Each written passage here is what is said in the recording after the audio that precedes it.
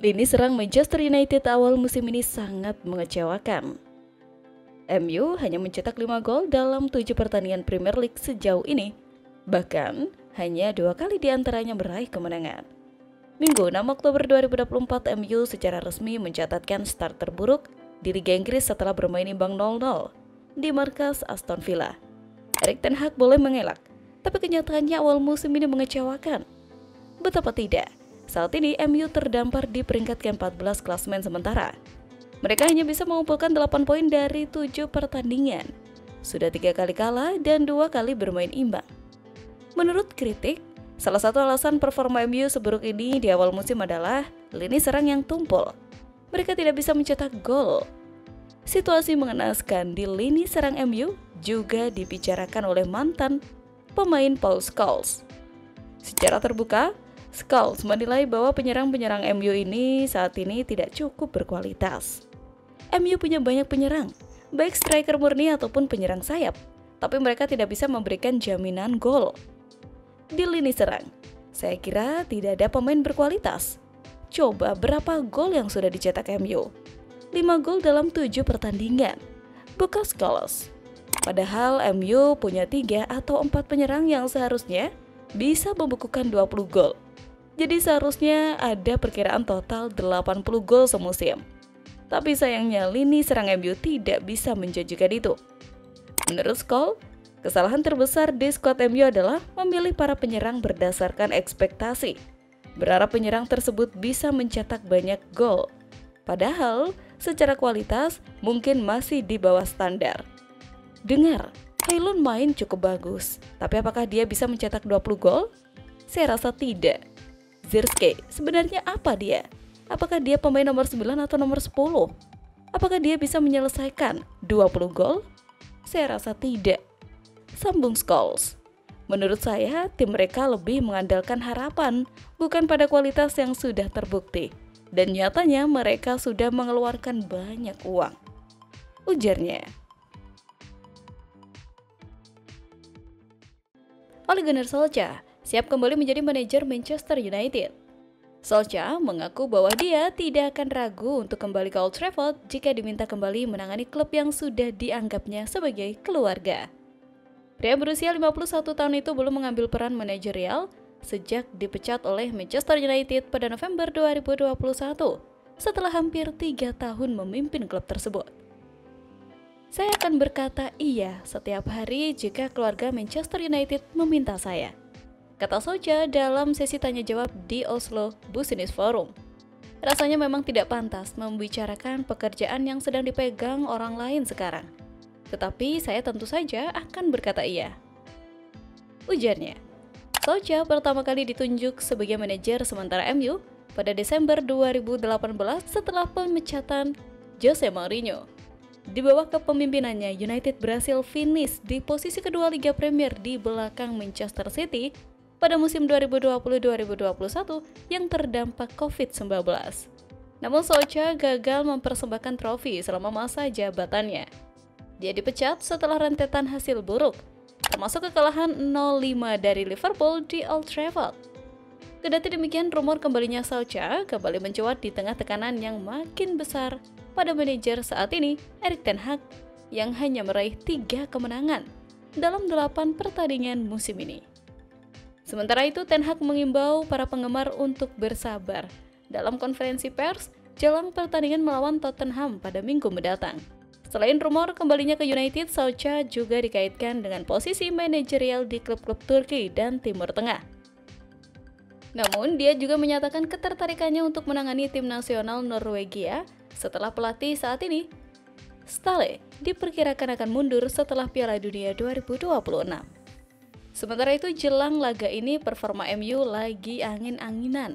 Pasalnya, usai meraih 2 kemenangan beruntun, MU menempatkan 2 hasil imbang beruntun baru-baru ini. Meski begitu, Sutton memprediksi MU bakal tetap menang di laga ini. Menurut Sutton, ada alasan mengapa ia menjagokan MU untuk menghadapi Tottenham. Ia menilai skema serangan balik Erik ten Hag sangat cocok untuk menghadapi tim yang tampil menyerang seperti Spurs. Musim 2022-2023 di bawah asuhan Erik ten Hag, menyaksikan Manchester United finish di posisi ketiga di Liga Premier. 2023-2024 jauh lebih tidak membahagiakan, dengan Manchester United finish di posisi ke-8, finish terburuk klub itu di Liga Premier. 2024-2025 dimulai dengan tidak konsisten, dengan hasil beragam di awal kampanye Liga Premier. Ahli statistik Opta telah membuat prediksi awal musim tentang bagaimana tabel Liga Premier akan terlihat di akhir musim. Finish di posisi ke-8 lagi bagi Manchester United pasti akan berujung pada pergantian manajer, yang berarti berakhirnya karir Erik ten Hag. Posisi ke-8 biasanya berarti tidak akan tampil di Eropa sama sekali pada musim berikutnya. Hasil yang sangat merugikan, meskipun United menghindari konsekuensi ini pada putaran terakhir dengan memenangkan Piala FA. Mungkin saja trofi lainnya tidak akan cukup untuk menyelamatkan Ten Hag kali ini. Jika United tertatih-tatih menuju finish di posisi ke-8, kali ini dengan 3 poin lebih sedikit dibanding musim 2023-2024, ada kemungkinan sang manajer bisa dipecat di tengah musim. Kita hanya bisa berharap proyeksi Opta salah besar, namun sejauh musim ini United berada di posisi ke-11. Tim asuhan Ten Hag telah menunjukkan beberapa peningkatan penampilan dibandingkan musim lalu, tanpa hasil apapun, dan banyak pertandingan sulit yang menanti. Sementara itu juga, Sir Jim memiliki misi untuk mengembalikan Manchester United yang dicintainya ke puncak sepak bola, tempat yang pernah menjadi rumah bagi setan merah di bawah Sir Alex Ferguson. Sejak kedatangan Ineos di klub, segala sesuatunya perlahan menjadi elit di balik layar. Ini menandai kedatangan Berada sebagai CEO dan Ashworth sebagai direktur olahraga dan Jason Wilcock sebagai direktur teknis.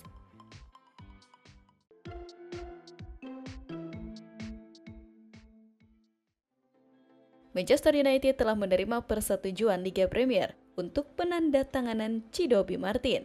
Manchester Evening News melaporkan pada hari Kamis bahwa pengesahan kepindahan Obi Martin ke United sudah dekat dan kesepakatan tersebut kini telah resmi disahkan. United mencapai kesepakatan untuk mengontrak penyerang muda yang produktif itu dari Arsenal pada bulan Juli, dan pemain berusia 16 tahun itu sejak itu terpaksa berlatih di luar Carrington sambil menunggu persetujuan. Sekarang setelah diterima, Obi Martin akan secara resmi diperkenalkan sebagai pemain United dan diharapkan bermain di tim U18 dan U21. Ia akan secara bertahap beradaptasi dengan lingkungan barunya, dan sebuah sumber mengatakan ia akan membutuhkan waktu dan kesabaran menyusul absennya ia dari permainan selama United menunggu Liga Premier meratifikasi kesepakatan tersebut dengan Obi Martin berlatih sendiri dengan pelatih pribadi selama waktu tersebut.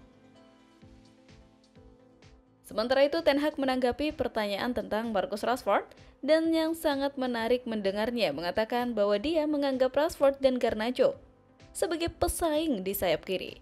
Garnacho senang bermain di kedua sisi dan itu adalah bukti kualitasnya bahwa ia efektif di kedua posisi. Tetapi penampilan dan angka-angkanya dari 10 bulan terakhir menunjukkan bahwa ia lebih baik di sayap kanan, yang tentu saja sisi yang berlawanan dengan posisi alaminya. Ten Hag mengatakan Garnacho adalah yang terbaik di kiri sebelum menghadapi FC Twente, tetapi tampaknya ia harus membantah komentar itu dan memulainya di kanan melawan Tottenham akhir pekan ini.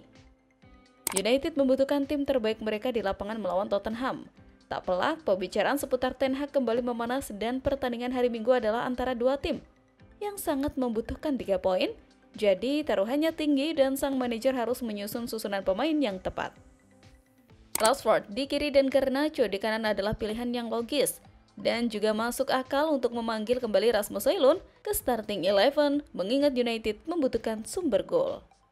Sementara United tampil lebih buruk setelah pergantian Joshua Zirkzee di Selhurst Park dan ia bekerja sama dengan cemerlang dengan rekan-rekannya. Ia jelas bukan pencetak gol alami dan masalah terbesar United minggu lalu adalah menemukan cara mencetak gol yang dapat diselesaikan oleh Højlund. Lini serang yang terdiri dari Rashford, Højlund, dan Garnacho adalah pilihan terbaik untuk menghadapi Spurs. Ten Hag tampaknya mengisyaratkan bahwa Højlund belum mencapai kebugaran 100% untuk bertanding, tetapi satu-satunya cara untuk mencapai level itu adalah dengan menjadi starter, dan ia membutuhkan sang penyerang dalam kondisi terbaiknya dengan pertandingan-pertandingan sulit yang akan datang.